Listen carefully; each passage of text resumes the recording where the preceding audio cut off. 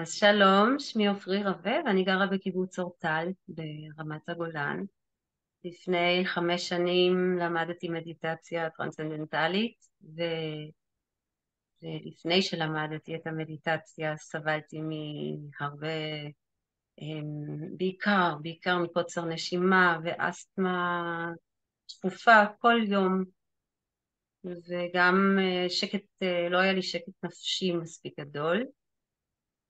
אני גננת ואני מרגישה שאני צריכה שקט יותר. הרגשתי שאני צריכה יותר שקט ובחרתי ללמוד את המדיטציה לפני 5 שנים, והיום אני יכולה להגיד שמבחינת שקט נפשי יש לי.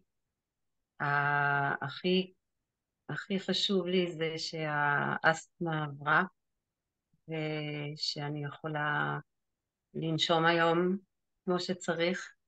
לפני שלמדתי מדיטציה טרנסצנדנטלית, מדי פעם היו לי כאבי ראש חזקים מאוד, אבל מאז שאני מיישמת ומאז ששמתי לב לזה, אז כבר אין לי כאבי ראש. אני לא יודעת היום מה זה כאב ראש. אז תודה רבה.